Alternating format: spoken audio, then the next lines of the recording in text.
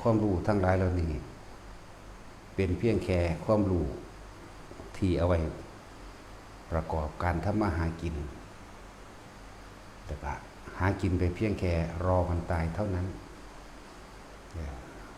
วิชาความรู้ทั้งหลายเหล่านี้มิตรสอนให้ชนะเอาเปรียบเห็นแก่ตัวยึดมั่นถือมั่นวิชาความรู้ในโลกอันนี้นะนี่พุทธศาสนาผู้เดียวเท่านั้นที่สอนให้ไม่เอาเปรียบให้แบ่งปันให้ยินดีรวมกันในผู้อื่นก็ทำดีบ่อิจฉาริษยาและปล่อยว่างมีแค่วิชาในพุทธศาสนาเท่านั้นนอกนั้นสอนให้ยึดมั่นถือมั่นเบิดนั่นแหละ ความรู้ต่างๆแต่ละศาสตร์แต่ละแขนงสอนให้ไปเป็นตำรวจไปเป็นเจ้าเป็นนายคนเป็นทหารเป็นครูเป็นหมอเป็นทนายเป็นต่างๆนานาแหละล้วนแล้วแต่เป็นแค่อาศัยเป็นอาชีพเพื่อทำมาหากินเพียงแค่รอวันตายวิชาความรู้ทั้งหลายเหล่านี้เป็นวิชาความรู้ที่มืดบอดใส่ชีวิตโดยประมาทหลงมั่วเมาในอำนาจจังสั้นแหละมีวิชาเดียวตอนนั้นคือวิชาพุทธศาสนาพุทธศาสตร์พุทธะแปลว่ารู้ศาสตร์แปลว่าทางแปลว่าควรกระทำตามผู้รู้นะวิชาทางโลกใส่เครื่องประกอบหลายอันหลายอย่างใส่เครื่องประกอบเยอะแยะมากมายเลยสุดนักเรียนแต่ละสุดแต่ละแขนงแต่ละวิชาอุปกรณ์การเรียนเยอะแยะมากมายนั่นแหละจบแล้วก็ไปรับปริญญารับใบนั้นรับใบนี้เนาะแล้วก็ดิ้นรนบ้านนี้หาทำงานแข่งแย่งชิงกันบางคนก็เพียงแค่เรียนอยู่ก็เยอะยิงจองห้องก็รู้สึกว่าดูถูกคนนั้นดูถูกคนนี้แค่เรียนจบมาแล้วก็เฮ็ดงานก็บ่เป็นซ้ำส่วนวิชาความรู้ทางพุทธศาสนานี่ก็คือมีความมักน้อยสันโดษเห็นความสำคัญของอาหารหนึ่งยาลาซาโลกเครื่องนุ่งห่มและก็แค่ที่อยู่อาศัยแล้วก็อาศัยพึ่งพาตัวเองในการเพียงแค่ว่าเลี้ยงชีพเท่าที่จำเป็นบ่ได้ไปแข่งแย่งชิงแข่งขันอิหยังอาหารเป็นที่หนึ่งของโลกแต่คนที่สามารถ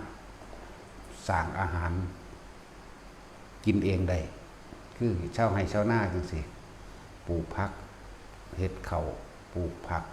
ทำนาหรือหาปูหาปลาหาอยู่หากินน้ำตามหิมตามห้วยหนองคลองบึงมื้อนี้ก็เพียงแค่ว่าเลี้ยงชีพจังอัตภาพไม่เป็นไปนะเจ็บไข้ได้ป่วยก็มีอยู่ก็บ่ได้โอดโอยบ่ได้ควรถ้าเป็นคนที่มีวิชาในพุทธศาสตร์เด้ก็เข้าใจยอมรับในความเจ็บในความปวดในความป่วยก็เพียงแต่ว่าหายาบรรเทาเอาไว้เสื้อผ้าหรือเครื่องนุ่งห่มก็เพียงแค่ว่าปิดบังเลื่อนกายเพื่อว่าให้อยู่บ่เป็นที่อุจจาตาบ่เป็นที่คาลหานินทาต่างๆที่อยู่อาศัยหรือบ้านกันฝนกันแดดได้บ่รู้ลาส่วนวิชาทางโลกเอาไว้แข่งขันกันเด้เนาะบ้านก็ต้องหลังใหญ่ๆมีเครื่องอำนวยความสะดวกของใส่หลายอันหลายอย่างรถก็หลายคันหลายสีหลายยี่ห้อบ้านก็ท่าสีไป เลื่อนบ้านเลื่อนต่างๆกับมีห้ององค์ห้องแอร์และเครื่องประดับประดาสารพัดเครื่องอำนวยความสะดวกสารพัดคือเครื่องนึ่งห่มเพิ่นกะบ่ได้นุ่งห่มเพื่อว่าป้องกันเหลือบยุงร้อนหนาวหรือปิดบังกายอันที่น่าละอายเด้เอามาอวดกันใส่ราคาแพงๆหรูๆละละมีเครื่องประดับประดาสร้อยข้อทองคำแหวนเพชรต่างหูสารพัดแต่เขาสิเอามาคมกันนั่นแหละอาหารกะกินอย่างแพงอันใดที่มันแพงๆอันใดที่เขาโฆษณาอันใดที่คนอื่นเบิ่งแล้วสิยกย่องตัวเองว่าตัวเองนั่นเป็นผู้มีศักดิ์ศรีความร่ำรวยอย่างนั่นแหละคือวิชาทางโลกมันก็สอนกันไปแบบนั้นสอนให้บ่ยอมแพ้สอนให้ชนะสอนให้มีอำนาจนั่นแหละจึงบอกว่าใส่ชีวิตจังประมาทและเมามั่นเวลาป่วยมากก็โอดโอยโวยวายฟูมไฟด่าว่าเวลาอกหักผิดหวังมากกระโทษแต่สิ่งอื่นเป็นจังซั่น คิดแต่ว่าผู้อื่นโกงแต่อกหักผิดหวังบ่ได้ดังใจส่วนวิชาในพุทธศาสนาให้ยอมรับตามความเป็นจริงเกิดแล้วต้องแก้ต้องเก็บต้องตายอาหารเป็นเครื่องอาศัยของกายนะยารักษาโรคก็แค่รักษาความเจ็บปวดในกายเพียงแค่ให้บรรเทาอยู่ได้บ่ไว้วายฟูมไฟมากเครื่องนุ่งห่มกับบรรเทาความร้อนและหนาวที่อยู่อาศัยเป็นบ้านเป็นเรือนนั่นแหละส่วนคำว่าวิชาก็คือความรู้แจ้งเห็นจริงตามความเป็นจริงสัตว์ทั้งหลายก็เพียงแค่ว่าเกิดมาหากินซ้ำตายมันก็เลยรู้สึกว่างจิตใจเป็นกลางได้มากกว่าวิชาทางโลกวิชาทางโลกว่าธรรมดาเลี่ยนเอาเกรดเลี่ยนเอาความสนะเลี่ยนเอาระดับบางทีไหมผู้นี้เลี่ยนเก่งแบบนี้หลายแบบหลายอย่างเกิดในคนเกิดการแข่งขันแย่งชิงแม่นว่าล่ะแข่งขันและแย่งชิงทะเยอทะยานโดดขึ้นบัดนี้ผู้เพิ่นพ่อเป็นแม่ที่ว่ามีเงินมีอย่างอยู่แล้วก็ใส่เงินในการเพื่อให้ลูกชนะมั่งเพื่อให้ได้มาถึงยศถาบรรดาศักดิ์และอำนาจมั่งนั่นแหละจึงบอกว่าพวกเขาใส่ชีวิตอย่างประมาทเขาเป็นเร่งแร่จุดหมายปลายทางว่าต้องตายเขาเป็นเร่งแร่ว่าในชีวิตหลังความตายยังมีอีกตราบใดที่เจ้าบ่ว่างใดชีวิตหลังความตายคนที่ใส่ชีวิตอย่างประมาทบ่เห็นจักท่านแบ่งปันการสื่อสารที่ดีที่สุดในหมู่มนุษย์และสัตว์ทั้งหลายคือการให้คือการให้ถ้าจะให้ที่ดีที่ประเสริฐคือการให้ที่ไม่หวังสิ่งใดเป็นเครื่องตอบแทนแม้คำขอบคุณนี่คนทั้งโลกเขาก็หวังเครื่องตอบแทนทั้งหมดแต่ว่าคนทั้งธรรมก็ให้โดยไม่หวังสิ่งใดตอบแทนให้เพราะอยากเห็นอยากรู้ความเห็นแก่ตัวของตนละออกได้มากน้อยเพียงใดยึดมั่นหรือว่ายึดมั่นนี่นะนั่นแหละ ธรรมะของพระพุทธเจ้าไว้ประสานสมานมิตรเพื่อให้เกิดความสันติสุขบ่ว่าภายนอกและภายในธรรมะนี่คือวิชาธรรมะการให้การแบ่งปันความเมตตาต่างๆรักตนเองเสมอผู้อื่นรักผู้อื่นเสมอด้วยตนเลยคำว่ารักลงไปจึงเรียกว่าเมตตาการุณาคือการช่วยเหลือแบ่งปันนั่นเองมุทิตาคือพรอยยินดีกับบุคคลผู้อื่นที่กระทำความดีตามความเป็นจริงหรือให้ตามความเป็นจริงให้โดยไม่เบียดเบียนให้โดยไม่หวังสิ่งใดตอบแทนเห็นไหมให้พวกเขาทำดีอีกอย่างก็แล้วแต่จังว่าเฮาจังคลายความอิจฉาริษยาลงได้ แต่สุดท้ายคือการวางจิตเป็นกลางนั่นเองมันต่างกันอยู่เด้แล้วพวกเขาจึงมีท่าน3 ระดับท่านของภายนอกอาหารยารักษาโรคเครื่องนุ่งห่มตลอดตั้งที่อยู่อาศัยเครื่องประดับประดาและเครื่องอำนวยความสะดวกนี่คือท่านโดยภายนอกเครื่องอำนวยความสะดวกต่างๆภายนอกมีอาหารมียารักษาโรคมีเครื่องนุ่งห่มที่อยู่อาศัยและเครื่องอำนวยความสะดวกบางครั้งเขาก็ให้ค่ารถนั่นแหละอำนวยความสะดวกก็ดีให้ค่ารถหรือว่าเขาไม่มีอุปกรณ์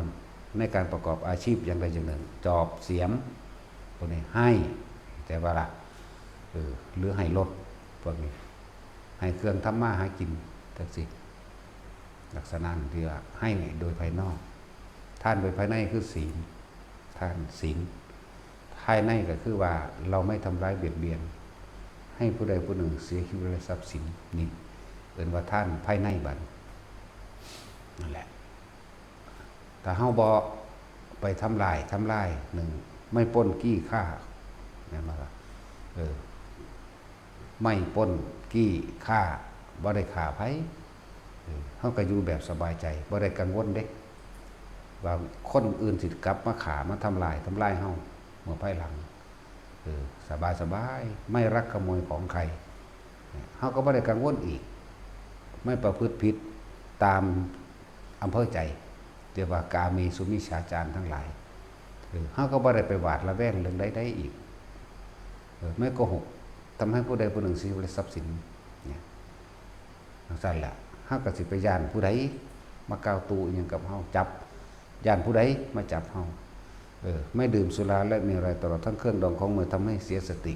โดยการสูดดมก็ช่างฉีดเข้าไปในกายก็ช่างเฮากับบ่มีเรื่องบ่มีเล่าอย่างนี่ท่านภายในอย่างนั้นนั่นแหละจังว่านี่คือวิชาธรรมะวิชาความจริงวิชาความจริงในการที่เฮ็ดให้ตัวเองพ้นทุกข์นั่นแหละวิชาทั้งหลายเหล่านั้นวิชาทั้งหลายทั้งโลกมีแต่ถูกกับถูกเด้มีแต่ถูกกับถูกส่วนวิชาทั้งธรรมนั้นเป็นวิชาที่สอนให้คนออกจากทุกข์ออกจากการเวียนว่ายตายเกิดวิชาทั้งโลกเขาไม่รู้ว่านี่คือทุกข์เขาไม่รู้ว่าทุกข์คืออะไรและเขาไม่รู้ว่าสาเหตุแห่งทุกข์มาจากอะไรคือสมุทัยเขาไม่รู้ทุกข์ดับไปสิ้นไปเป็นอย่างไรในอารมณ์แห่งทุกข์หมดความอยากเป็นแบบใดเขาไม่รู้หนทางแห่งการดับทุกข์เขาบ่รู้มรรคมีองค์8เขาไม่รู้ปฏิจจสมุปบาทเขาไม่รู้ปัจจัยเหตุและปัจจัยทั้งหลายแห่งสัตว์เวียนว่ายตายเกิดเหตุและปัจจัยทั้งหลายแห่งสัตว์ไม่ต้องกลับมาเกิดพ้นจากการเวียนว่ายตายเกิดเขาไม่รู้นั่นแหละเลยเอ่ยว่าอวิชชาคือพวกนั้นเขาไม่รู้มีพุทธศาสนาเท่านั้นที่สอนได้ให้คนออกจากทุกข์ได้เลยเพราะรู้ทุกข์อันเกิดจากการเกิดแล้วต้องแก่หิวร้อนหนาวเจ็บไข้ไม่ได้สบายป่วยสารพัดเป็นโรคต่างๆนี่เฮารู้ทุกข์เพราะหิวทุกข์เพราะร้อนทุกข์เพราะหนาวเนี่ยทุกข์เพราะโรคต่างๆรู้หรือคือรู้ทุกข์รู้ว่าร่างกายนี่บ่เป็นของเฮาเนี่ยก็เป็นทุกข์อีกเด้บัดนี้ถ้ามันรู้แล้วมันก็คลายได้นั่นแหละเฮารู้ รู้เพราะพัดภาคจากสิ่งอันเป็นที่รักรู้ทุกแบบนี้รู้ว่าสักวันหนึ่งเราก็ต้องตายหรือพัดภาคจากบุคคลที่เรารักหรือบุคคลที่เรารักต้องตายพัดภาคจากเรานี่มันรู้ทุกกันมาจึงรู้เข้าไปอีกสาเหตุแห่งความเกิดทุกข์นั่นเองสาเหตุทั้งเบิดมันเลยมาจากไสตัณหาและอุปาทานนั่นแหละความอยากของตัวเองนี่เองนั่นความอยากและความยึดนี่เลยเองว่าสมุทัยสมุแปลว่าสาเหตุไทัยแปลว่าใจเกิดจากใจที่เกิดจากความยึดมั่นถือมั่นนี่เองนั่นสมุทัยเหตุอันเกิดจากใจเกิดจากความรู้สึกที่พอใจสมุทัยรู้สาเหตุแห่งทุกข์ได้บัดบัดนี้เหตุจังใดทุกข์ดับไปหรือดับทุกข์ใด อ๋อทุกข์ดับคือเฮาต้องหมดอยากทุกข์ดับทุกข์แบบนี้นี่เองดับชั่วขณะก็จังเป็นเหตุให้รู้หนทางแห่งการดับทุกข์คือมรรคมีองค์8มรรคแปลว่าทางมรรคหรือวิสุทธิมรรคก็ว่าไปนี่หนทางแห่งความบริสุทธิ์คือมีความเห็นตามข้อเป็นจริงคือสัมมาทิฏฐิสัมมาสังกัปโปปัจจากรรมโตอาชีวปัญญโมสติและสมาธิแต่สัมมาญาณะก็รู้ไปจนถึงว่าสัมมาวิมุตติแหละทางโลกเขาว่ารู้ได้วิชาเนี่ยจะนั่งสั้นมีแต่โดยพระพุทธเจ้าเท่านั้นเป็นผู้นำออกมาแสดงได้แหละผู้ใดหูเหตุและปัจจัยทั้งหลายเห็นสัตว์เกินไปเกิดนั่นแหละผู้นั้นกำลังเดินทางเข้าสู่พระนิพพานเดินทางแห่งการดับทุกข์เดินทางแห่งการเข้าสู่ความเป็นวิมุตติหลุดพ้นเดินทางเข้าสู่ความว่างเดินทางเข้าสู่สุญญตาวิโมกข์เดินทางเข้าสู่สุญญตาเดินทางเข้าสู่ความไม่มีอะไรเป็นเหตุเป็นปัจจัยให้สัตว์ทั้งหลายเวียนว่ายตายเกิดอีกผู้ใดรู้ปฏิจจสมุปบาทคือเหตุและปัจจัยอันเกิดจากใจของเฮาเองสมุทัยหูอารมณ์ของเองทุกคนมีอารมณ์ในความยินดีพอใจนั่นแหละคือปรารถนาสุขตัวเดียวแต่นั่นแหละสุขอันเกิดจากรูปร่างลักษณะท่าทางในบุคคลในสัตว์ในสิ่งของที่เราชอบที่เราพอใจที่เรายินดีนั่นมันก็เห็นทันตัวเห็นสาเหตุมันแล้วเมื่อเห็นสาเหตุมันแล้วก็เห็นโทษมันพร้อมเลยโทษคือทุกข์สาเหตุแห่งความทุกข์โทษก็คือทุกข์โทษก็คือถ้าเราไม่อาจสามารถละความตัณหาและอุปาทานนี่ได้เราก็ต้องเวียนว่ายตายเกิดอยู่เช่นนี้นะแต่ละเฮาจึงเข้าสู่หนทางแห่งการดับทุกข์อันเกิดจากการเวียนว่ายตายเกิดดับทุกข์อันเกิดจากความยึดมั่นถือมั่นดับทุกข์อันเกิดจากความคิดปรุงแต่งนั่นเองนั่นแหละวิชาทางโลกบ่มีเด้เป็นสั้นวิชาความจริงคือธรรมเนี่ยจังมีแนวมือนี่แหละคือว่าวิชาทางโลกบ่ฮู้ว่าอันใดคือทุกข์บ่ฮู้ว่าอันใดคือเหตุแห่งทุกข์บ่ฮู้ว่าทุกข์ดับแบบใดบ่ฮู้ว่าวิธีที่จะดับทุกข์ให้สิ้นไปแบบใดบ่ฮู้มีแต่พุทธศาสนาเท่านั้นนั่นแหละจังว่าวิทยาศาสตร์มึงสิคนไปเพียงใดก็ช่างเถอะวิทยาศาสตร์ถ้าหูเห็นแห่งพุทธศาสตร์แล้วจบอยู่มึงนี้เลยนะวิทยาศาสตร์มีกล้องจุลทรรศน์มีกล้องนั่นกล้องนี้สามารถบันทึกได้นะแต่ว่าเลยวิทยาศาสตร์เข้าไปอีกที่เขายังคนบ่ได้จิตเป็นยังคือจำได้ตั้งที่มันบ่มีเครื่องบันทึกเนาะนี่ไหมมันต่างกันอยู่ได้บาดเวลาฝันคือบ่หาแนวไปบันทึกไว้นี่ยกตัวอย่างเพื่อให้เกิดความเห็นง่ายๆนะเวลาฝันนั้นเฮ็ดจังใดนอนหลับแล้วสิเอาเครื่องบันทึกฝันได้นอนเขาคือว่าผลิตเครื่องนี้ไว้เครื่องบันทึกฝันเนาะฝันแบบใดแต่มันทึกไว้คือมีแต่เว้าไปโหลดแต่ว่าบ่มีพยานหลักฐานเนาะสิ่งที่เป็นรูปต่างๆประทับต่างๆนั่นแหละเอิ้นพยานหลักฐานคือบ่หามาสั่นคือเว้าได้อยู่สั่นนั่นแหละสร้างเครื่องเดินทางไปดาวอื่นๆก็สร้างไปได้สร้างระเบิดนิวเคลียร์ก็สร้างไปได้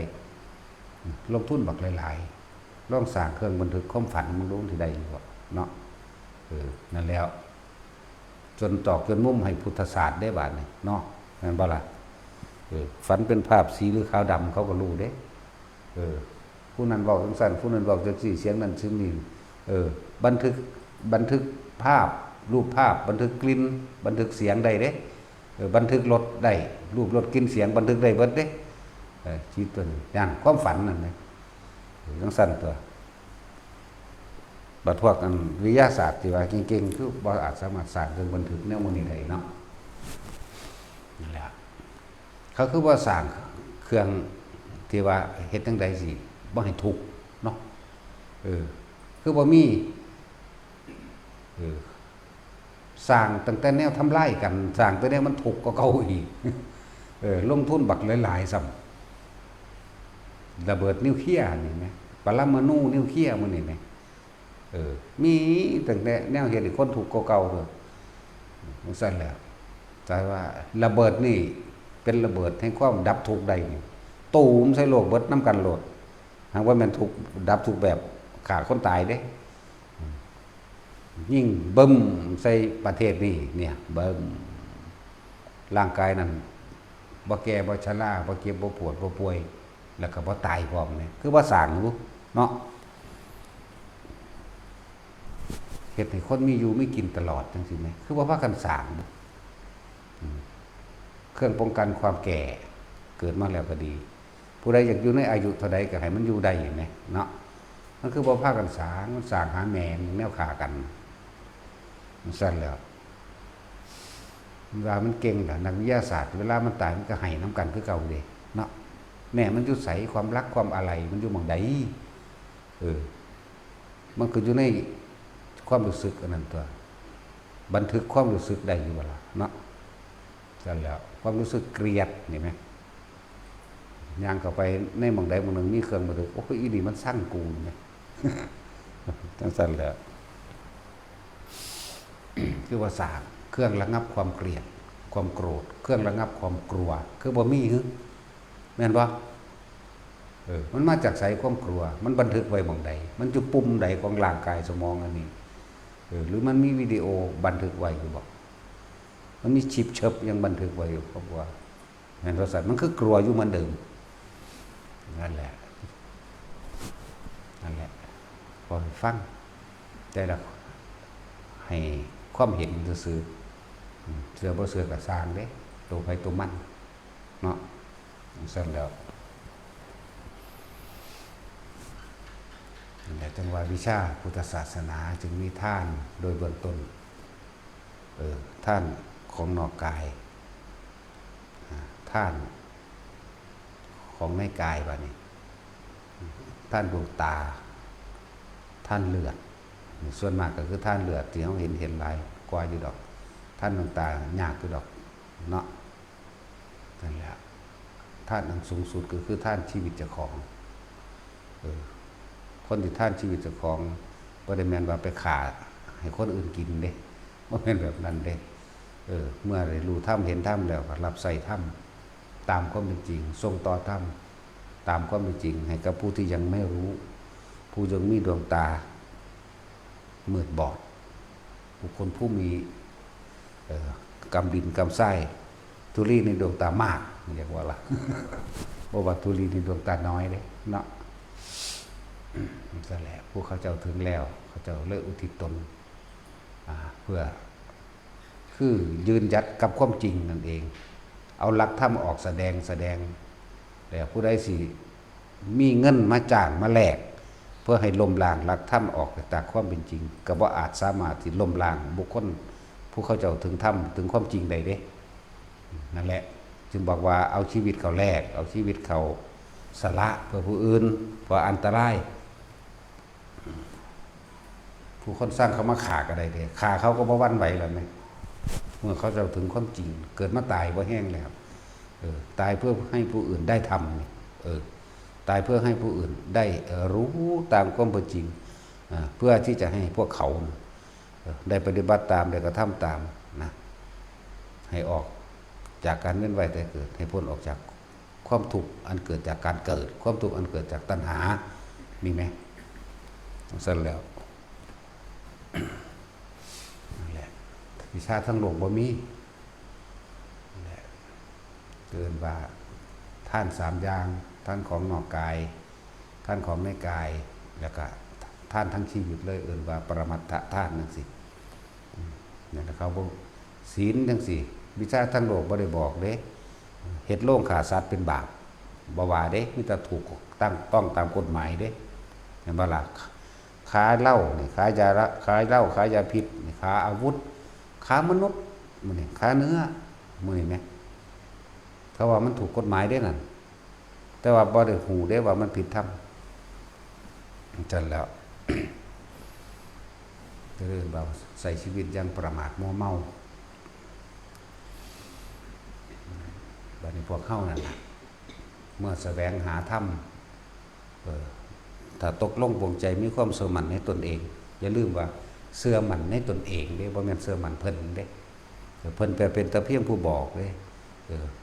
พระพุทธเจ้าเฮาเราตถาคตเป็นแต่เพียงผู้บอกทาง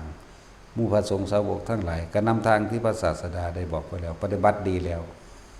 ได้รู้ได้เห็นตามเพิ่นแล้วก็นำทางที่ตัวเองได้รู้ได้เห็นมาบอกต่อซื่อๆเด้เพิ่นว่าอาจสามารถที่จะบรรลุยังไงผู้ใดๆเด้เข้าใจว่าล่ะแต่ที่นี่เฮาฟังแล้วเฮามีความเห็นโดยตัวเฮาเองเกิดความศรัทธาโดยตัวเฮาเองหนทางนี้แหละเนี่ยสิสามารถที่นำตัวเองออกจากทุกข์ได้เฮาต้องไปปฏิบัติตามเพิ่นตามที่เพิ่นแนะนึงเด้เพิ่นบ่ได้นั่นให้จึงบอกว่าถ้าจะศรัทธาให้ศรัทธาหลักธรรมคำสอนที่เฮาสามารถปฏิบัติได้รู้เห็นตามได้เด้บ่ได้ให้มาศรัทธาบุคคลเด้นะครับบุคคลซอยหยังไผบ่ได้เด้มีแต่เฮาเฮ็ดเอาเองจึงบอกว่าอมตะธรรมเป็นนิรันดร์การก็คือตนแลเป็นที่พึ่งของตนบ่มีตายคำนี้ให้จักบ่ล่ะนี่แหละอมตะธรรมก็เลยบ่มีตายเฮาจะให้ผู้อื่นหักเฮาก็ต้องหักผู้อื่นก่อนเฮาก็ต้องเอาให้ผู้อื่นก่อนนั่นบ่ล่ะเฮาต้องสละเพื่อเขาก่อนตัวสั่นแหละแต่ว่านั่นแหละจึงเป็นการช่วยเหลือแบ่งปันให้ผู้อื่นโดยไม่ได้หวังสิ่งใดตอบแทนนั่นแหละคือตนเป็นที่พึ่งของตนนั่นแหละคือการทำตนเป็นที่พึ่งแห่งตนเข้าใจว่าล่ะแต่ว่าการช่วยเหลือแอบแฝงโดยหวังผลตอบแทนนั่นไม่ใช่พึ่งของตนว่าเป็นธรรมที่พึ่งแห่งตนเป็นทำเพื่อหวังผลประโยชน์ที่มากกว่าที่ตัวเองทำเข้าใจว่าล่ะก็เลยย่างกันดีๆฟังดีๆนั่นแหละแต่นี่ที่พึ่งแห่งตนนั่นคือที่พึ่งแห่งตนโดยภายนอกจากบ้านนี้ที่พึ่งแห่งตนโดยภายในก็คือการฝึกหัดปฏิบัติใจของเจ้าของเองนี่ตัวนี้ทั้งบ่มีผู้ใดผู้หนึ่งเขามายุ่งเกี่ยวได้เลยมีแต่ตัวเองล้วนๆเด้การทำที่พึ่งแห่งตนโดยภายนอกถ้าอยากให้คนอื่นรักและเมตตาตนเองตัวเองต้องรักและเมตตาผู้อื่นก่อนเห็นบ่นะโดยการช่วยเหลือหรือให้โดยไม่หวังสิ่งใดเป็นเครื่องตอบแทนแม้คำขอบคุณให้โดยไม่หวังนั่นแหละคือการทำที่พึ่งแห่งตนตนจึงจะเป็นที่พึ่งแห่งตนเพราะการได้ช่วยเหลือบุคคลผู้อื่นใช่บาลานนี่เป็นของภายนอกนั่นเองแต่ว่าของภายในนี่บ่อาจสามารถเลยตัวเองล้วนๆเลยภายในคือใจนั่นแหละบ่มีผู้ใดสิมาขจัดปัดเป่าความรู้สึกที่พอใจหรือไม่พอใจให้กับเราได้เลยตัวเองต้องขจัดปัดเป่าตัวเองว่าล่ะสั่นตัวเวลาเฮาเจ็บไข้ได้ป่วยปวดแสบร้อนภายในมีความรู้สึกสะท้านวันไหวร่างกายคือกระดูกสิแตกออกก็บ่มีผู้ใดมาหลับความรู้สึกตัวนี้เฮาได้นี่ใจเห็นมันนี่ความรู้สึกนั่นแหละนี่ความรู้สึกทั้งนี้ก็ดียิ่งการเข้าไปรู้ไปเห็นอย่างต่างๆรถแห่งธรรมต่างๆยิ่งเอาให้กันบ่ได้แล้วบ่มีผู้ใดซอยเฮาได้บุคคลผู้หนึ่งเมื่อถึงความบริสุทธิ์แล้วจะทำให้บุคคลอีกผู้หนึ่งบริสุทธิ์ได้ด้วยนั่นเป็นอันไม่มีเด้เฮาเฮ็ดเอาเองเด้นี่ว่าล่ะพระพุทธเจ้าถามพระอานนท์คนที่ผู้นั้นพูด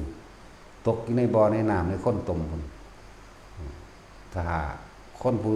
ขึ้นมาถึงฟังแล้วบ่ลงไปซอยบุคคลที่อยู่ในน้ำในตมนั่นแหละจักทำอะไรกับเราได้หรือไม่ไม่ได้พระเจ้าค่ะ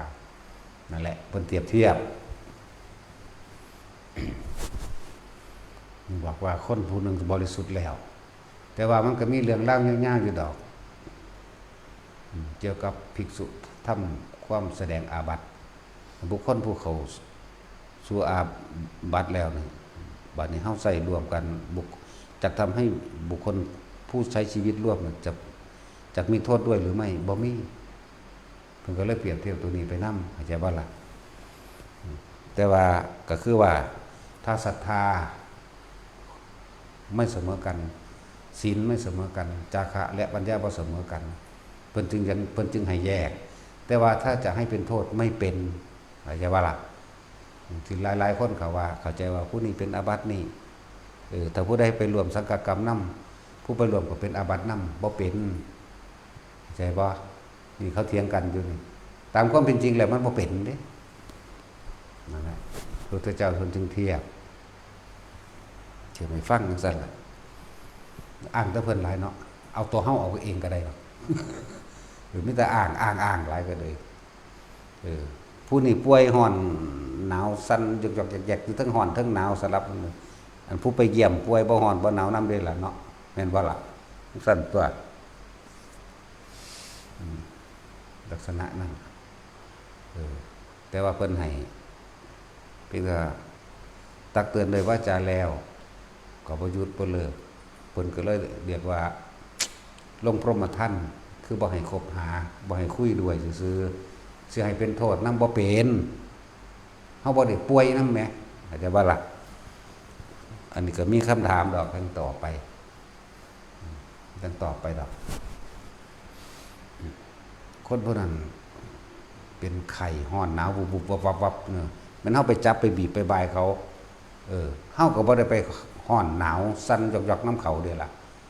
ก็เหมือนกันตัวบุคคลพวกนั้นทำผิดแล้วมันก็อยู่ในใจของผู้ทำผิดเด้มันบ่ได้มาอยู่ในใจ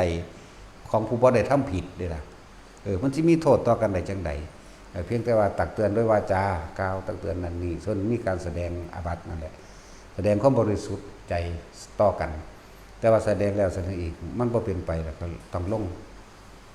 พรหมทัณฑ์เพิ่นเลยบ่ให้คบหาซื่อๆแต่ว่าให้มีโทษนำกันบ่มี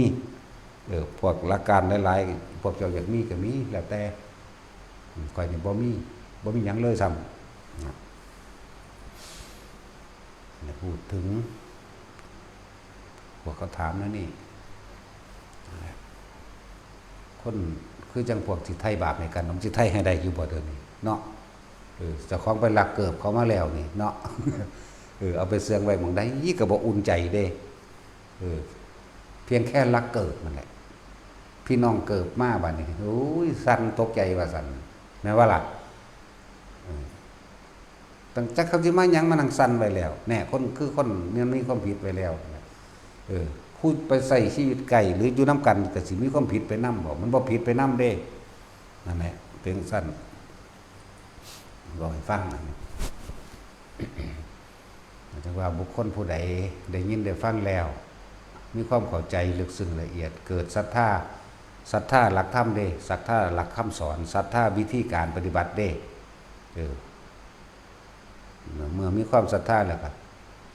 มั่นใจนั้นตนเองได้บัดนี้จังมาปฏิบัตินำตัวบ่ได้มาศรัทธาบุคคลเด้บุคคลเพียงว่าเป็นแค่ว่าเป็นครูผู้หนึ่งของเขาซื่อๆเด้บุคคลผู้ใดเนี่ย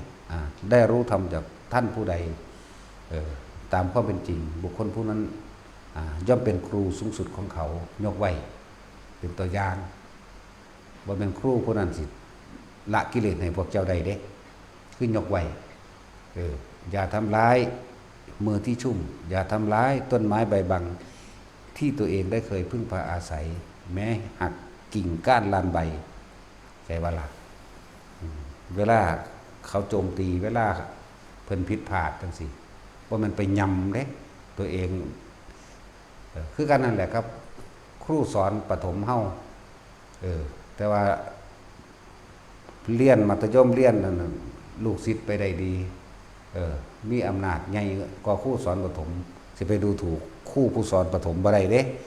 ช่วยเราเจ้าเริ่มต้นจากหันอย่าว่าล่ะแต่มีโอกาสที่ว่าครูอาจจะผิดพลาดไปจังซี่ครูบางคนเพิ่นก็อาจสิกินเหล้าเมายาก็บ่แม่นว่าไปซ้ำเติมเพิ่นมีวิธีใดซอยเหลือใดก็ซอยกันไปจังซี่ล่ะแบบนึงบอกว่าบุคคลผู้ใดได้รู้ธรรมจากท่านผู้ใดบุคคลผู้นั้นย่อมเป็นครูสูงสุดของเขา อย่าไปทำลายมือที่ชุ่มหมายถึงว่าให้ความช่วยเหลือกับพวกเฮามาก่อนอย่า แม้กระทั่งว่าต้นไม้ใบบางที่เราเคยนั่งพักพิงอาศัยอย่าหักกิ่งก้านลำใบอย่าให้ช้ำเพราะว่ามันก็ช้ำนั่นคือตัวเองนั่นแหละทำร้ายตนเองว่าแต่ศรัทธาให้ศรัทธาแนวคำสอนหรือแนวทางการฝึกหัดปฏิบัติบ่ได้มาศรัทธาบุคคลเด้มันบ่ได้หยังอยากว่าล่ะถ้าเฮาศรัทธาเมื่อศรัทธาถูกต้องดีแล้วย่อมบูชาแปลว่ายินดีกระทำตามคู่ก็ยกไว้หลายๆองค์อยู่เด้ถ้าจะเว้าเรื่องผู้เพิ่นทรงจำธรรมคำสอนของพระเจ้ามาแสดงและบอกต่อแต่ว่าโตเพิ่นเองบ่อาจสามารถบรรลุได้แต่ว่าผู้ปฏิบัติตามธรรมตามบรรลุได้มันมีอยู่เด้อาจารย์ตกนรกก็มีเด้จากว่าเราเสร็จแล้วจังเช่นกบินภิกขุตั้งแต่เริ่มต้นที่แรกเพิ่นนั่นน่ะสอนดีเด้แต่ว่าเพิ่นบ่ทันบรรลุสอนดีลูกศิษย์ลูกหาต่างๆก็สามารถนำไปปฏิบัติเป็นโสดาสติกขาจนถึงอรหันต์ก็ได้แต่ออกมาลาภสักการะมันหลายจากว่าล่ะแล้วก็สิมีลูกศิษย์ที่บรรลุอรหันต์ออกมาจากป่านั่นเองมาคือให้เนยยะบ่กล้าสั่งสอนโดยตรงแต่ว่าก็ให้เนยยะแต่ครูนี่ก็หัวดีฉลาดอยู่ก็เลยพยายามสิดัดแปลงคำสอนพระพุทธเจ้าเป็นอย่างอื่นไปบ้างเพื่อให้เกิดลาภสักการะแล้วไล่ภิกษุผู้เป็นลูกศิษย์เป็นอรหันต์องค์นั้นไปเพิ่นก็เบิ่งแล้วเพิ่นก็บ่อาจสามารถที่แก้มรณะทิฏฐิของผู้เป็นอาจารย์ได้เขาเจ้าก็ไปเขาเจ้าบ่ทำลายเด้ก็ยกคุณไว้นั่นคืออาจารย์แห่งเราดังนั้นแหละสุดท้ายแล้วก็บินภิกขุเพิ่นก็สอนตามตำราเนาะเพิ่นบ่ได้สอนตามความจริงจะองค์นั้นเป็นผู้บรรลุความจริงแล้วบริสุทธิ์แล้วเลยอยากมาแนะให้กับผู้เป็นอาจารย์นี่แหละเป็นผู้เป็นครูคนแรกนี่แหละให้ได้ดูตามความเป็นจริงก็เลยบ่พอใจก็เลยไล่หนีแต่เพิ่นก็บ่มาอันนั้นอันนี้หรอก พยายามมาบอก2 ครั้ง 3 ครั้งสุดท้ายแล้วก็ดัดแปลงคำสอนไปเลยก็มีนะก็เลยตกนรกเพิ่นก็สิพ้นอยู่ดอกพ้นอยู่ในสมัยพระศรีอริยเมตไตรกบินภิกขุผู้นี้ส่วนแม่กับน้องสาวก็สิขึ้นไปนํกันนั่นแหละก็มีอยู่ดอกอานิสงส์ของการเรียกว่าสืบศาสนาธรรมด้วยศาสนบุคคลเอาบุคคลนี่1ข้องทรงผ้าเหลือง2ก็แสดงธรรมอยู่แม้นต้นตรงปลายคดอันนี้แต่จังได้กระสร้างภิกขุนักบวชทั้งหลายย่อมมีอานิสงส์คือเก่าเพราะนั้นเป็นอุปนิสัยอย่างหนึ่งเป็นอุปนิสัยมีอานิสงส์หลายกว่าคนบ่บวชอยู่หรอกนั่นแหละก็มีอยู่ถ้าผิดกับผิดหลายคือกันเหมือนสั้นถ้าจะพูดถึงเรื่องความสั่นยาวของวัตตะของเขาเจ้าเองคนบวชมีความสั่นกว่าจากว่าละ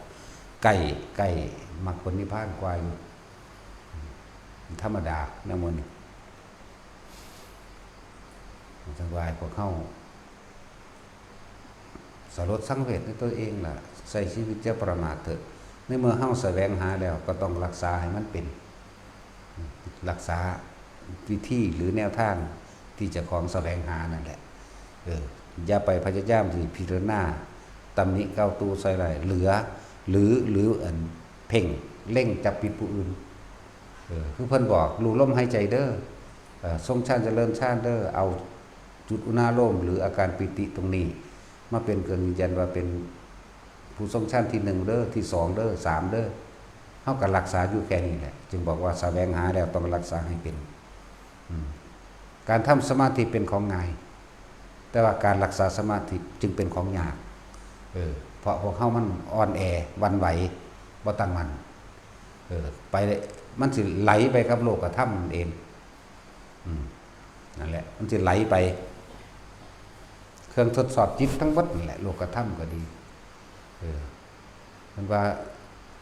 สุขเข้ากับติดเมื่อติดสุขแล้ว ทุกข์มันบ่มีไผปรารถนามันก็ได้มาเพราะว่ามันเป็นของติดกันนั่นสรรเสริญเฮาก็มักย่องอยากได้แต่อยากให้แต่คนมาย่องยกย่องสรรเสริญเจ้าของบูชาเจ้าของในเมื่อบ่ปรารถนาความนินทากาวตูใส่ลายก็ต้องได้มาเหมือนเดิมเพราะมันเป็นของติดกันจริงไหมได้มาเสียไปได้ลาภเสริมลาภนั่นแหละยศเสริมยศนั่นแหละอันต่อไปก็ดีนั่นแหละถ้าพวกเข้าใจคำว่าเฮาต้องทำจิตให้ตั้งมั่นให้ดี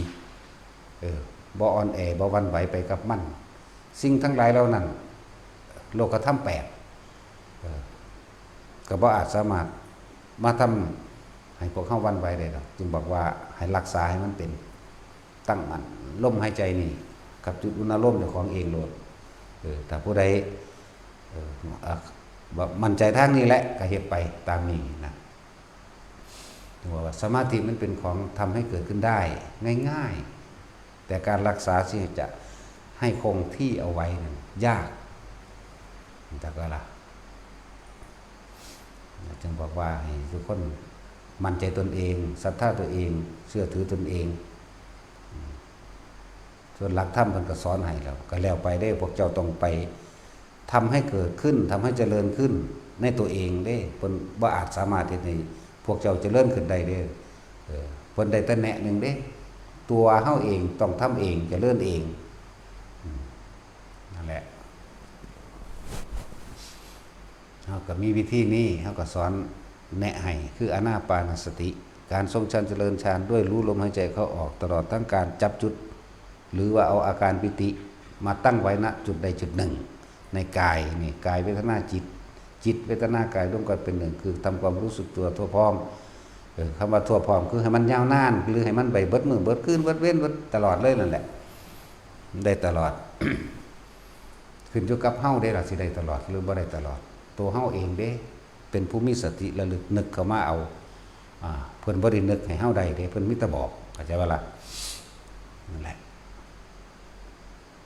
จังว่าแต่ละคนพวกเฮาผ่านความประมาทมาแล้วดีอยู่บ่ตายเนาะถ้าตายโดยบ่ได้ทำตายโดยบ่รู้หนทางโอ้ย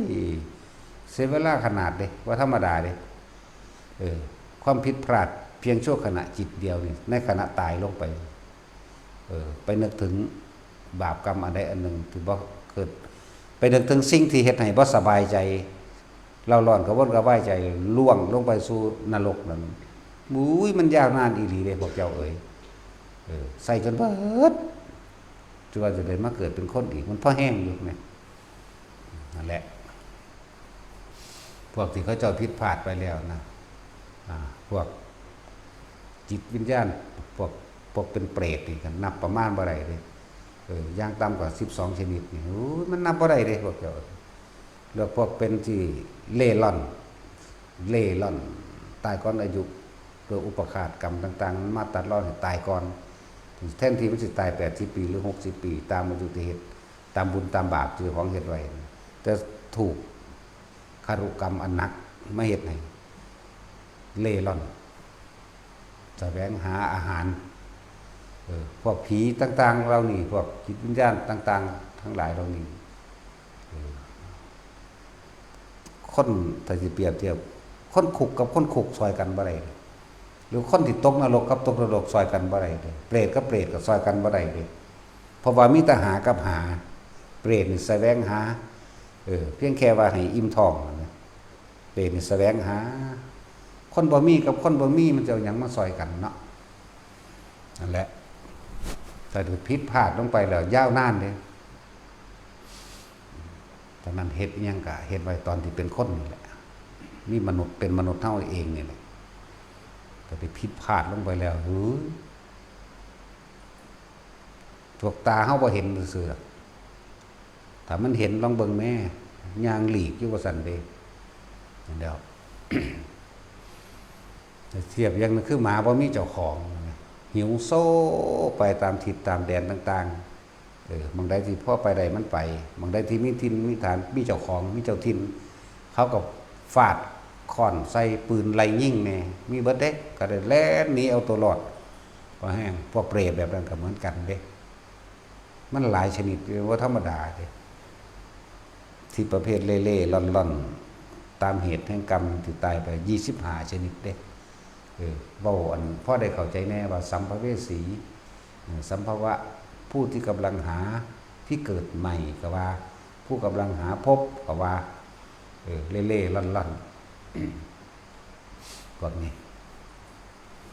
เกิดขึ้นจากหลายเหตุหลายการนี่เป็นอาจินไตยถ้าเว้าเรื่องกรรมนี่มันเป็นของที่ละเอียดละอออยู่แต่เว้ารวมๆเอามีอยู่ทุกหม่องได้อาศัยบุคคลที่มีจิตใจบริสุทธิ์แน่จิตใจที่มีเมตตาแน่บ่ทันได้ขึ้นขันบริสุทธิ์หรือว่าคนที่อุทิศบุญเป็น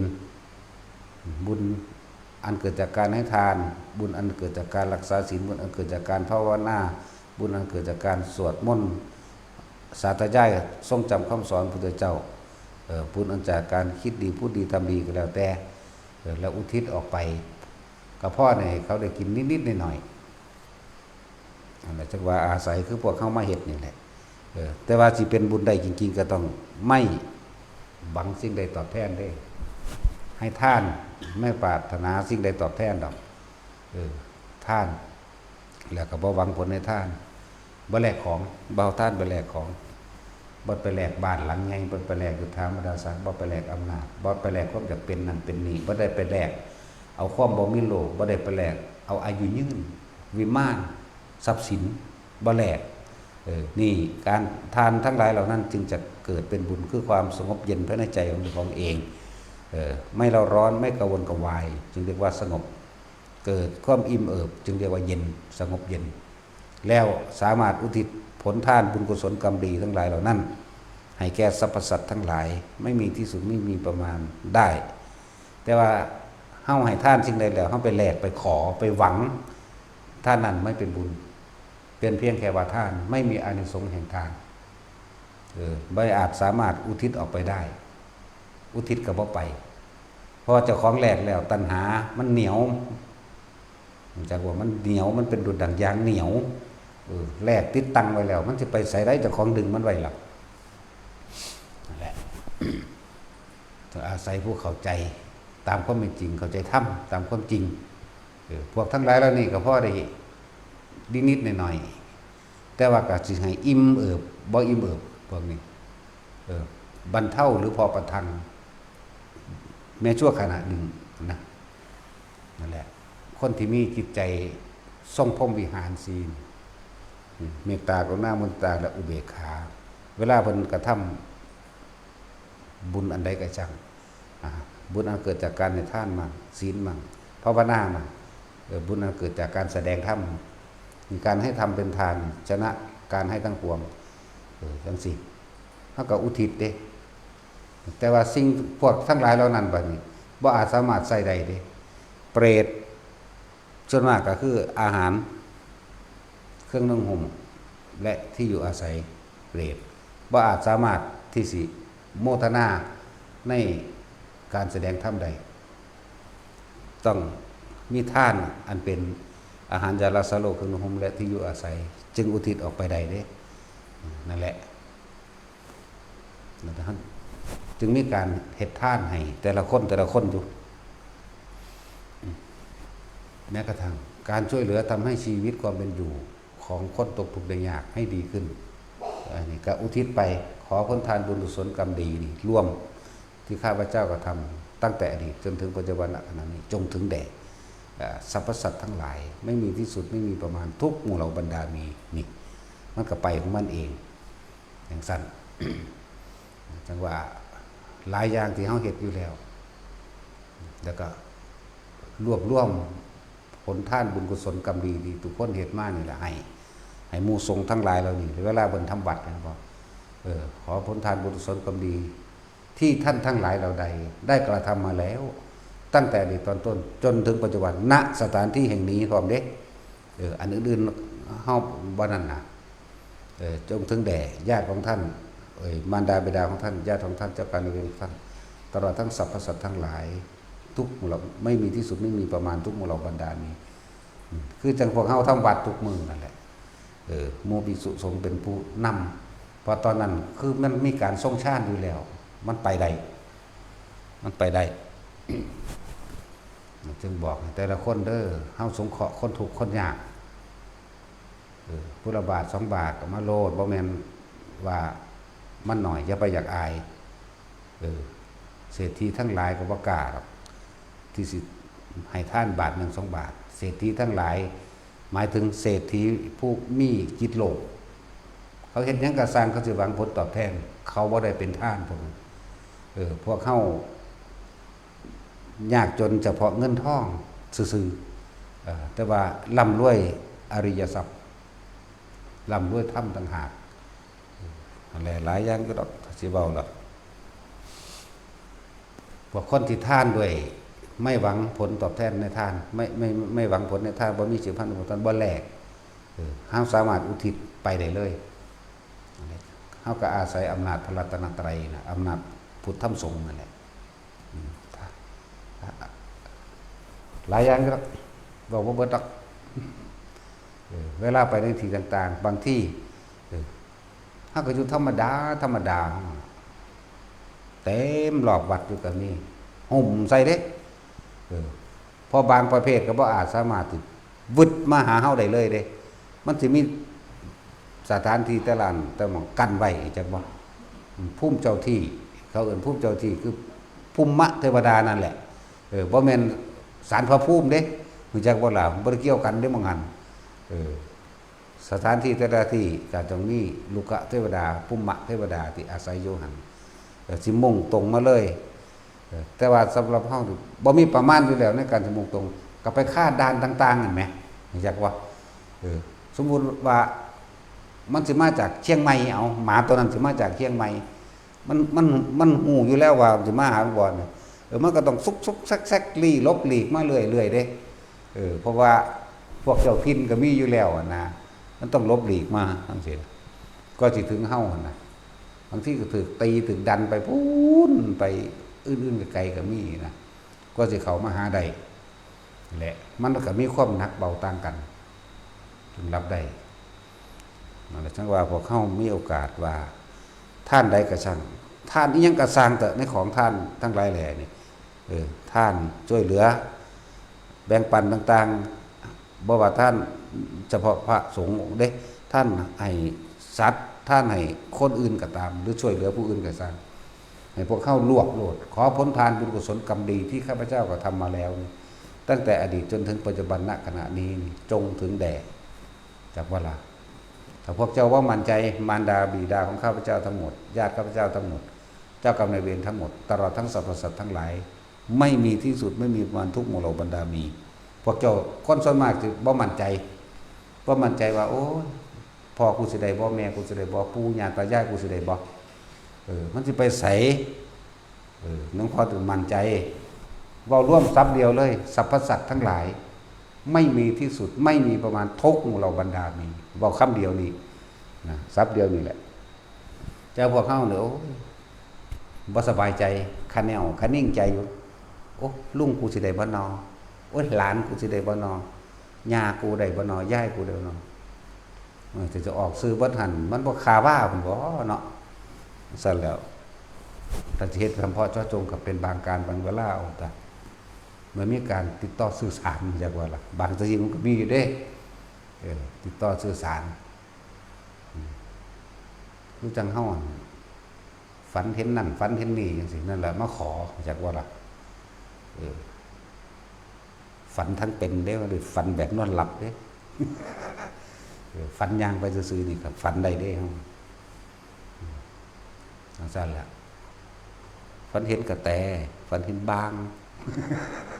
ฝันเห็นหมูปลาจังซี่จักว่าล่ะแต่ฝันเห็นงัวเห็นควายจังซี่นะลักษณะนั้นแต่ว่าปลานี่เป็นประจำเลยแต่ว่าใครอยู่มันบ่อึดปลานี่ตลอดนั่นแหละจิตวิญญาณคนคักๆกันแหละสัตว์ทั้งหลายก็ตัดสิเทียบแล้วคนคักๆนั่นแหละเห็นตลอดอันพวกนี้ทราบลาบอยู่หุ่มอยู่เวลาอุทิศบุญให้เรื่องเธอนี่ยุ่งยามก็เลยแล้วเว้าบ่ออกก็ได้เว้าบ่เป็นไปเลยก็มีให้พอเนี่ยกองผ้าเว้าก็บ่มีสมองจังลึงหัวไปเลยก็มีอันบ่ล่ะพวกนี้ก็บ่มีคือกันแล้วเพราะว่าบ่เว้าเอง เออมันหลายแบบหลายอย่างนะมันหลายบางทีมันกึกไปเลยเอาแพ้ให้เต็มที่พอหมายถึงโอกาสของเขามันมีนิดหน่อยนะถ้าที่เรายังเฉียดชิว3 วินาทีอย่างสินะและยังว่าเป็นตาเลโตนถ้าเขาได้พลาดไปแล้วเปรตบอกโดยตำรามี12 ชนิดบอกโดยตำราอันที่ว่าพ่อได้เปลี่ยนไปเลยนั่นนะพ่อได้รับส่วนบุญสูงสุดตามที่เขาเจ้าบอกตามที่ในตำราบอกว่ามีเปรตชนิดเดียวปรัชตุชีวีเปรตอาศัยผลท่านอาศัยหนึ่งจากผู้อื่นแล้วจึงสามารถเป็นผู้ผู้ใดแต่ว่าโดยที่ลึกล้ำยิ่งกว่านั้นให้2 ครั้ง 3 ครั้งจึงจักได้นี่ก็ไล่ไปพวกเวมานี่ก็เปรตก็ว่าไปพวกอุทุมพิกเปรตมันก็ว่าไปมันมีหลายกว่านั้นอีกเด้บ่แม่นว่าสิมาเอาเฉพาะตำรามานั่นกันบ่แม่นแค่นั้นเด้ทัดนรกหมู่นี่ก็เฮ็ดได้คือกันนรกก็มันก็มีความหนักความเบาเหมือนกันแต่ต้องอาศัยกำลังสิ่งที่เฮาไปช่วยเหลืออย่างกำลังบุญต่างกันบุญมันเกิดจากการให้ท่านนี่ท่านอาหารจารโสโลกคนเป็นห่มที่อยู่อาศัยหมู่นี่กับพวกเปรตๆนี่แต่นักลงไปก็อาศัยจากกำลังจิตของเฮาที่รวบรวมของเฮาเองเพราะว่าสิเป็นท่านแบบใดก็แล้วแต่จนถึงอำนาจแห่งสมาธิจนถึงอาการปิติต่างๆที่เฮารวบเรียกว่าสมบัติหรือสมาบัติพวกนี้เอาลงไปซอยกันได้นะพระสันพระโมคคัลลาสิดับไฟในโลกได้บ่เนาะบ่แม่นแต่พระโมคคัลลาได้หลายองค์อยู่เด้ หลายโพดแต่เฮาสิเบิ่งตามนี่ประวัติครูบาอาจารย์คือหลวงปู่จันท่ามื้อนี้เพิ่นไปซอยแม่เพิ่นในนรก4 เทื่อได้จังขึ้นได้แน่คือได้จะอาศัยอำนาจจิตแห่งความบริสุทธิ์ตัวนี้ไปได้ลงไปคนละแบบกันอยู่เด้นั่นแล้วบางที่ก็เว้าให้อันนรกแถวนั้นเผลอจังหน่อยสาธุเอาบุญกูแม่ปุ๊บหนีไปเลยก็ยังมีได้แบบนี้เนาะคือจังเฮาเดินจงกรมอยู่จังซี่แล้วอยู่ซื่อๆก็ตกปลวกขุบเข้าซ้ำคนหลอกหนังกันเด้คนหลอกหนังเลือดอาบอยู่เต็มอยู่บ่ได้งามเด้คนหลอกหนังตากับปานกำปั้นสวดโมโรออกมามันบ่มีคิ้วมันบ่มีคิ้วบ่มีปากอีหยังเด้คนหลอกหนังที่แรกก็อุทิศยาวๆถึงบ่ได้อีเมนาพุทธกะเมพุ่นแล้วบาดได้แท้ก็แค่ว่าบุญนี้ต้องถึงแด่ท่านผู้นี้ซื่อมันก็ได้เห็นนะเจ้าที่2จังได้เพราะถ้าเขาฮู้ว่ามันเป็นซะดอกหลายเขาจนเท่าเดี๋ยวนี้แหละประเภทปลานี่หลายโพดสูเป็นไผกุ้มนี่กว่าเป็นปลากับมันก็คนนั่นแหละแต่ว่าเขาเว้าเรื่องของเขาว่าชาติที่แล้วสูเป็นหยังเขาก็แสดงนิมิตเก่าหรือรูปร่างเก่าให้เบิ่งจากว่าคนนั่นแหละเป็นตะแต่ก็มีเป็นบางก็มี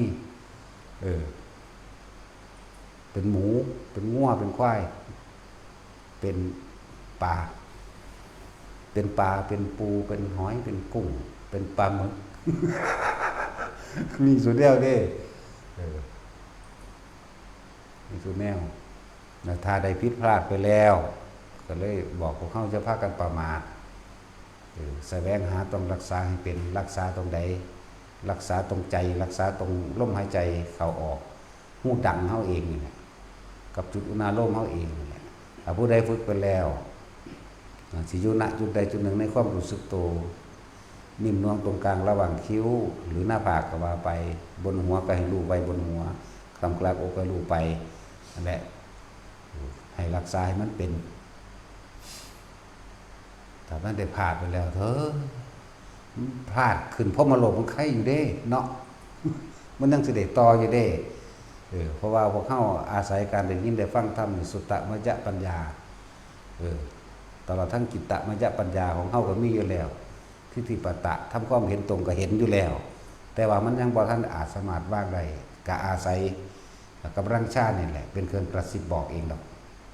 อาศัยบุญที่เฮาอุทิศมั่งเทวดาก็มาเอิ้นเอาก็มีเด้อาจารย์ว่าล่ะ เดี๋ยวสิว่าบ่มีในตำราอีกอุ้ยเยอะแยะถึงมีในตำราก็ดีแม่นบ่ซั่นอย่างถ้ามีการอุบาสกขึ้นมาก็เอิ้นเอามาอยู่มาพี่มาอยู่นำผู้ขาพี่มาอยู่นำหนูคุณพ่อมั่งพี่มั่งเนี่ยนั่นล่ะเทวดามาเอิ้นเอายิ่งบุญอันเกิดจากการทรงชั้นเจริญสร้างอำนาจมันมีสูงขึ้นกว่าเก่าอีกในบัดนี้ก็พวกอาหารของหมู่พรหมทั้งหลายคือปิติจักว่าพรหมนี่กินปิติเป็นอาหารเด้เว้าเทียบว่ากินซื่อๆเด้จักว่าล่ะพอพวกเขาบ่เข้าใจเขาเจอความอิ่มเอิบในใจเลยนี่ปิตินั่นแหละจึงบอกว่าพวกเจ้ารักษาตัวนี่ไว้โลดปิตินี่นะน่วงอยู่นี่แหละรักษาไว้โลดแม้นจะในขณะที่สิ้นชีวิตหลงลืมสติหมายถึงบ่นึกถึงองค์ฌานที่เจ้าของใดหรือบ่นึกถึงลมหายใจก็จะว่าล่ะก็สิมีแนวบอกเองดอกก็สิมีสิ่งใดสิ่งหนึ่งปรากฏเป็นนิมิตให้รู้มันกำลังสิก่อนที่จะหาหน้าที่จังซี่โอ้เอาไปทั้งไม่จำความเจ็บจำปวดก็แล้วแต่บางที่เกิดอันนี้วาบขึ้นมาเนี่ยจำปั๊บใจขาดปั๊บไปเลยก็ได้ใช่ว่าล่ะหรือบางที่มีเสียงกระซิบให้นึกถึงองค์ฌานที่แต่ของเฮ็ดได้แหมสิปึ๊บมันเข้ามาโดดเด้มันบ่มีผู้เตือนซื่อจักว่าล่ะแหละจึงบอกหลายอย่างพอดอกที่บอกว่าคนป่วยเด้อพยายามฟังธรรมเอาไว้แล้วก็รักษาลมหายใจเจ้าของให้ดีคนป่วยหรือผู้รักษาคนป่วยก็เอาอันนี้แหละแม้นเขาสิบ่เคยฟังธรรมมาจากขั้นจากเทื่อก็สั่งเถอะยัดเยียดเข้าไปโลดเฮาบ่ฮู้ว่าของเก่าเขามีหรือบ่มีแต่ว่ายัดเยียดเข้าไปนายโจรคาตภาษาลิบุตรไปโปรดในศาสตร์นี่บ่เคยทำบุญเด้นายโจรคาตถ้าเกิดมาเนี่ยถ้าเกิดมาเลยก็เฮ็ดให้พ่อแม่ทุกข์ยากลำบากไปหาขอทานไสก็บ่ได้กินไปอยู่นำหัวหน้าแก๊งใดหัวหน้าตายเบิดธรรมดาบ่มาอยู่ในสุดท้ายนี่มีเขาให้ไปซอยในอันนี้ก็สุดท้ายมันก็ยังมาฆ่าเขาตายเบิดอีก 35,000 คนในตำราแต่ว่าล่ะฆ่าเขาตายเบิดเหลือแต่เจ้าของผู้เดียวโจรผู้ฆ่าโจรซั่นแล้วปัจภาษาลีบุตรไปแสดงธรรมให้ฟังได้สติขึ้นมานึกถึงปัจจุบันได้ตอนนี้ท่านอยู่กับใครก็อยู่กับพระคุณเจ้าแต่ถ้าบ่นึกถึงอดีตก็ให้อยู่ในปัจจุบันเบิ่งแล้วเพิ่นก็ใส่กุศโลบายหายใจไปพร้อมกันก็เพิ่นเลยตายซ้ำไหวบ่ได้ว่าได้ว่าไปอนาคามีไปอรหันต์เลยจังซั่นแล้วบ่เคยฟังหยังแก่เสียนั่นแหละชาตินี่บ่เคยทำบุญบ่ฮู้จักคำว่าบุญซะโดยซ้ำไปอะไรจังว่าพวกกันดูแลคนป่วยก็เอาธรรมะนี่แหละไปเปิดให้เขาเจ้าฟังเอาองค์ใดองค์หนึ่งที่พวกเจ้ามักนั่นแหละมันจังบ่ขีนหัวพวกเจ้านำฟังไปแต่ขึ้นชื่อว่าธรรมะแล้วแม้นสิเป็นภาคภาษาบาลีก็ช่างเด้แม้นสิเป็นภาคที่ให้ความหมายตีความหมายออกมาเลยก็ตามได้เหมือนกันปฏิจจสมุปบาทก็ได้เพราะมีวิชาเป็นปัจจัยจึงมีสังขารทั้งหลายเพราะมีสังขารทั้งหลายเป็นปัจจัยจึงมีวิญญาณทั้งหลายเพราะมีวิญญาณเป็นปัจจัยจึงมีนามรูปเพราะมีนามรูปเป็นปัจจัยจึงมีสลายตนะหรืออายตนะคือตาหูจมูกลิ้นกายใจเพราะมีอายตนะจึงมีผัสสะเพราะมีผัสสะจึงมีเวทนาเพราะมีเวทนาจึงมีตัณหาเพราะมีตัณหาจึงมีอุปาทานเพราะมีอุปาทานแล้วจึงมีภพเพราะมีภพนั่นแหละจึงมีชาติเพราะมีชาตินั่นแหละจึงมีชราและมรณะโศกปริเทวทุกข์ย่อมอาศัยบังเกิดซึ่งกันและกันด้วยเหตุทั้งหลายอย่างนี้สัตว์ทั้งหลายเวียนว่ายตายเกิดเพราะความไม่รู้นั่นไปหันเมื่อแสงสว่างได้เกิดขึ้นแล้ววิชาได้เกิดขึ้นแล้ว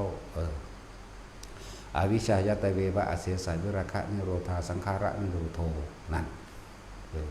มันก็ไล่ไปวันวิญญาณนิโรธาวิญญาณนิโรโธนามรูปะนิโรธานามรูปะนิโรโธเพราะดับความเห็นต่างๆดับความเห็นต่างๆหมายถึงว่าคือไม่มีความเห็นกับใดๆอีกต่อไปวิญญาณก็เกิดขึ้นไม่ได้นั่นเองหมายถึงความรู้สึกในความพอใจหรือไม่พอใจเกิดขึ้นไม่ได้เมื่อเกิดขึ้นไม่ได้แล้วนามรูปก็ย่อมดับไปนะ และดับต่อๆกันไปด้วยเหตุประการชนิดสัตว์ทั้งหลายจงหมดเหตุและปัจจัยทั้งหลายในแห่งการเวียนว่ายตายเกิดบอกง่ายๆคนมันบริปานนั่นดอกเลยนี่เพราะรู้เป็นผู้มีสติรู้อยู่ในปัจจุบันในขณะคือลมหายใจเข้าออกนี่แหละจบเอาสมทาน